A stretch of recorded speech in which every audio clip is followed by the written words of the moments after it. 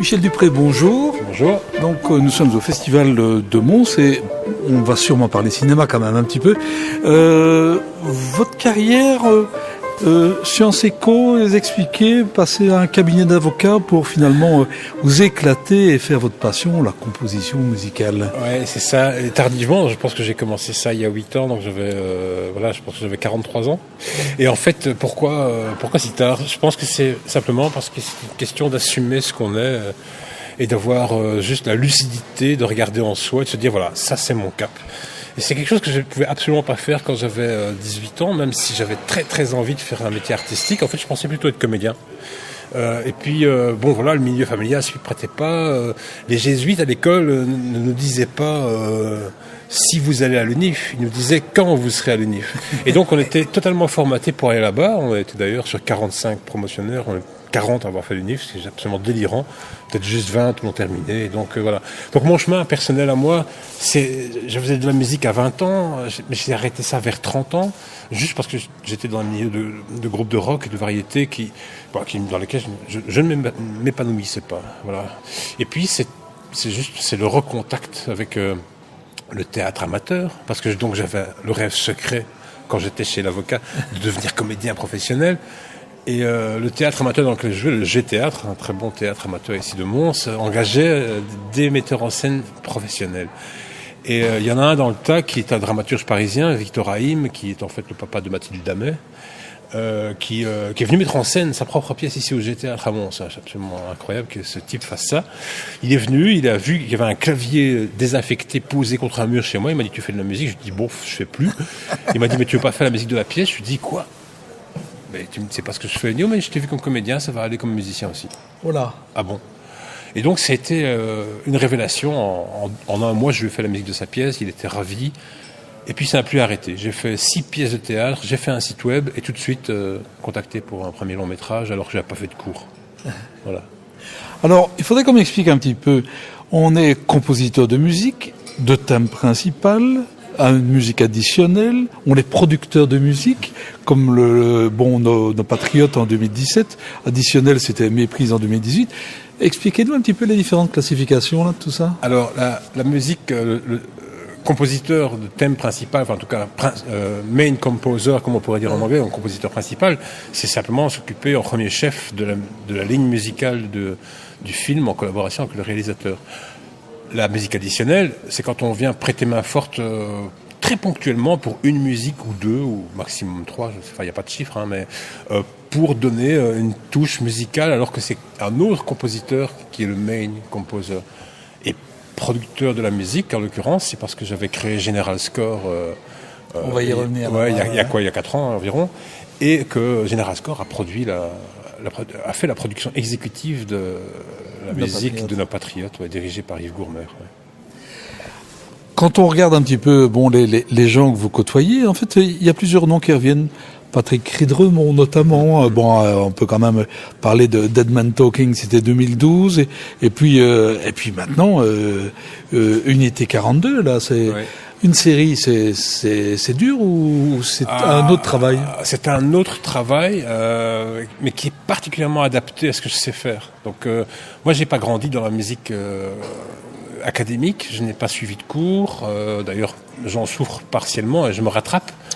Mais alors, ça donne aussi une force. Et c'est que moi, je me suis développé sur la musique virtuelle, si on peut dire. C'est une vraie musique, mais elle utilise des instruments virtuels, des plugs, comme on dit, des plugins. Voilà. Et donc cette spécialisation-là permet de travailler extrêmement vite et donc de produire de manière efficace dans le milieu de la série qui l'exige, parce que la série c'est 10 épisodes de Unité 42, c'est l'équivalent environ de 6 longs métrages. Voilà. Ah ouais, 6 longs, et il faut créer la composition en 1 mois ou 2, et puis il faut la mettre à l'image en 2 mois maximum. Enfin, moi je compte 6 jours de travail pour un épisode. Et comme il y a 10 épisodes, ça fait 60 jours. Patrick Ridremont, quel type de comédien, réalisateur est-ce? Moi, c'est un garçon que j'adore. Il n'est pas dans mes amis proches parce qu'on s'est rencontrés sur le tard et parce qu'il est à Bruxelles, je suis à Mons. Mais on se rencontre à la Ligue d'impro, on est comédiens tous les deux. Oui, parce que j'ai quand même fait un petit peu comédien, mais pas beaucoup, voilà. Et donc Patrick, c'est quelqu'un que j'admire énormément. C'est un garçon qui a un cœur d'une générosité affolante. Alors parfois, il est un peu particulier parce qu'il a son caractère, mais je l'admire énormément. Il est touchant. En fait, il me touche dans ce qu'il est profondément. Je me sens proche de ce qu'il est dans sa construction psychique. C'est un petit peu analytique comme phrase, mais en fait, en résumé, je l'aime énormément. Voilà. Alors, un autre personnage, parce qu'on peut parler de personnage, c'est Stéphane de Groot. Oui. Bon, c'est comme ça qu'on s'est vu à Cannes il y a 2 ans, avec Talent d'Amis, où il présentait donc son cours qui ne dit mot. Mais vous aviez déjà travaillé avant, Palais de Justesse, Voilà, en fait. C'est ça. Oui, en fait, Stéphane. C'est aussi un autre caractère. C'est aussi un autre caractère fascinant. C'est une espèce de un petit marsupial bondissant, je dirais, si je vais le qualifier. Je ne sais pas s'il va apprécier que je l'appelle comme ça. Mais en tout cas, c'est ça que je vois. Oui, Stéphane, en fait, j'ai eu la chance de le rencontrer dans le cadre de la Ligue d'impro. Il était invité pour un match spécial. Et moi, j'ai failli jouer ce match, donc je lui ai juste serré la main. Et puis, quand je voyais qu'il était en train effectivement de produire de réaliser son premier court-métrage, produit par Danny Boone, en fait, il a eu la grande chance de bénéficier de tous les smirmorques de tournage de Danny Boone dans le cadre de Superchondriac. Et il a pu, qui était en tournage à ce moment-là, il a pu faire son cours en s'insérant dans le planning. Donc, il a bénéficié de Steadicam, de trucs de dingue pour un court-métrage, en fait. Voilà. Je lui ai envoyé mes musiques alors que j'ai à peine serré la main dans les coulisses, dans les loges de la Ligue d'impro, et il a beaucoup aimé cette musique, voilà. Et donc l'histoire avec Stéphane de Groot, c'est très très particulier parce que alors je ne voudrais surtout pas être prétentieux parce que c'est pas du tout ma qualité qui est en jeu, ni sans doute ni la sienne, mais c'est une vraie rencontre entre Stéphane et moi. Ça veut dire que quand on fait de la musique, je dis on, enfin si c'est moi qui l'a fait, c'est lui qui donne les impulsions. Il y a quelque chose qui se passe à chaque fois, c'est que d'abord la musique l'enchante et puis ça colle au film. Voilà. Après, je n'ai pas le regard d'un critique extérieur, mais par rapport à la qualité de la rencontre et comment ça peut fonctionner entre lui et moi, c'est quelque chose d'assez exceptionnel qui me sidère et qui, je pense, l'impressionne aussi. Mais je répète, c'est pas la valeur des individus, c'est juste le miracle de la rencontre. Voilà. Symbiose. Une vraie symbiose. Et quand je disais que je voulais pas être prétentieux, parce que j'ai failli comparer ça à des vrais grands duos de réalisateurs qu'on a tous en tête et de musiciens. Et je ne dis pas que Stéphane n'est pas un vrai. Oui, voilà. Mais on peut pas se comparer à ces monstres-là. C'est pas ça que je dis. Mais par contre, comment dirais-je, sans parler de la qualité de la musique que je peux éventuellement faire, c'est surtout que le plaisir et l'adéquation artistique sont là. Voilà. Après, je dis pas que c'est bien. On s'en fout en fait. C'est juste que ça marche. Voilà. Une autre, là aussi, adéquation, c'est celle avec Thierry Michel. Là, je crois que c'est quand même énorme. Hein. Faut quand même relever L'homme qui répare les femmes 2015, Les enfants du hasard 2017, et surtout la suite aussi sur laquelle tu vas travailler là, non? Alors, ça, il y a absolument rien de confirmé par rapport à ça. On sait pas. Enfin, on n'en a pas encore parlé. Après, moi, effectivement, c'est quelque chose que j'ai très envie de faire parce que c'est travailler sur L'homme qui répare les femmes pour un compositeur. Voilà, j'ai commencé tard la musique, comme je l'ai dit tout à l'heure, et donc j'ai pas commencé à un âge où on peut éventuellement ne pas être, comment dire. Le travail de Thierry Michel est d'une rare profondeur parce qu'il touche à des enjeux humains qu'on connaît tous, et c'est un homme incroyablement engagé dans ce qu'il fait, notamment pour les causes de libération de la femme et de l'homme. Et ces engagements politiques sont connus.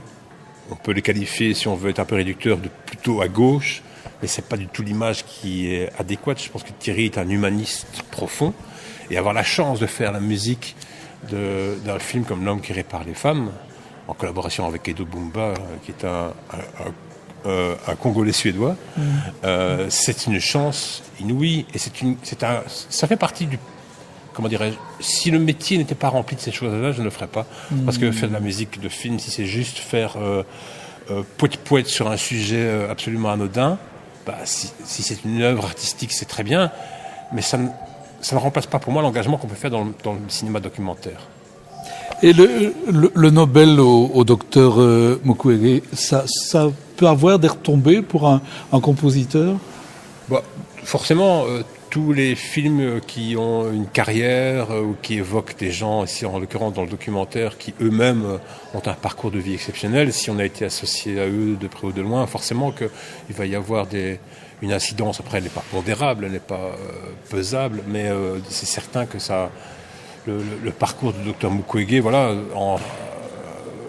a suscité la possibilité chez Thierry Michet de faire un 2, si on peut dire, voilà, qui va s'appeler l'Empire du Silence, et qui s'annonce être un monument. Sur les assassinats au Congo. Hein, sur le silence qui entoure les viols et les assassinats qui se passent au Congo, et on pourrait dire plus largement partout, hein, enfin, dans l'Afrique centrale.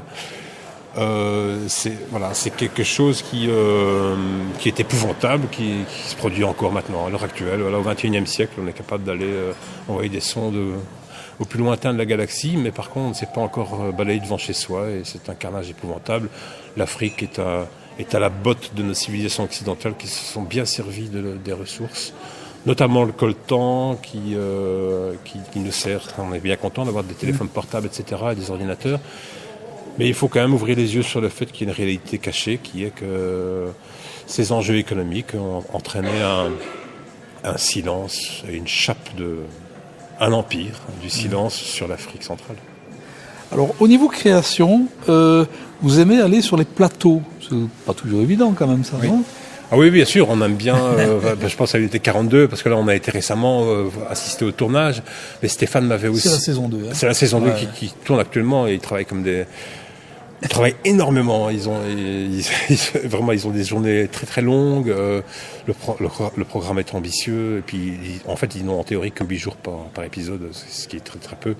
Mais voilà, la réalité budgétaire est ce qu'elle est. Et donc, on aime bien aller voir sur les tournages, parce que il y a des éléments de décor ou d'atmosphère, simplement des répliques, etc., mais qui n'apparaissent pas spécialement de manière claire dans un script quand on le lit. Et donc, plutôt que d'attendre le montage et de commencer la musique à ce moment-là, si on peut y aller auparavant, c'est l'idéal, quoi. Pour Stéphane De Groot, c'était pareil. Il m'a invité à venir voir le tournage de Kindimo, et je suis arrivé à un moment très particulier où il y avait une scène clé dans son scénario qui tournait. Et le fait de le voir en vrai m'a donné l'idée tout de suite de la musique dans ma tête, et je suis rentré très vite chez moi pour vite mettre un brouillon rapidement informatique en place, et finalement c'est cette musique-là que Stéphane a retenue pour ce passage-là. Vous composiez sur piano, sur ordi, comment ça se passe? Sur piano et sur ordi, alors c'était un faux piano, hein. Moi je suis pas du tout un grand musicien capable de faire du concert ou quoi, hein. J'ai pas joué vraiment, je connais mes accords, je connais les suites d'accords, etc. pour composer. Mais c'est un clavier, un ordinateur qui enregistre ce que je fais, et puis les sons virtuels qui vont donner de l'ampleur, et voilà, qui vont permettre de créer une orchestration. Quand j'ai arrêté chez le cabinet d'avocats et que j'ai commencé dans ce théâtre amateur pour enfin finalement rapidement en faire un métier, ça a été un éclair. J'ai pleuré en constatant les progrès technologiques que j'avais loupé les progrès pendant 15 ans. Je ne savais pas ce qui s'était passé, et j'ai constaté qu'on a un vrai orchestre symphonique sous les doigts, et ça m'a vraiment fait pleurer. Alors justement, en parlant de création futuriste, Ultravocal. Allez, raconte. Alors, Ultravocal. Alors, film déjà primé au Chili, incroyable. Partout dans le monde. Et on l'attend avec impatience. Voilà, oui, tout à fait. Ultravocal, Christophe Carabache, le réalisateur, a un parcours très, très particulier. Je pense que c'était son 10e long métrage, à micro-budget. On va peut-être 2 secondes. Ouais. Oui. Ouais. Donc, Christophe Carabache, c'est son 10e long, je pense. Avec micro-budget, ça veut dire qu'il n'y a quasiment pas d'argent. Je pense qu'il peut juste mettre des sandwichs aux comédiens. Et pourtant, il a un cinéma d'auteur de qualité, il a du propos. Alors c'est un petit peu tortueux, mais c'est un régal de faire la musique comme ça pour un film comme ça. Et là, j'ai travaillé avec Vincent Onka, un pote que je connaissais pas, qu'on s'est rencontré grâce à Unité 42 en fait. Et on a bossé ensemble sur la musique du film de Christophe. Christophe est en train de tourner son prochain qui s'appellera Society Redux. Il va parler de sorcellerie. Ça promet. Michel Dupré, un grand merci et bonne suite de festival. Écoutez, merci Jean, merci beaucoup. À bientôt.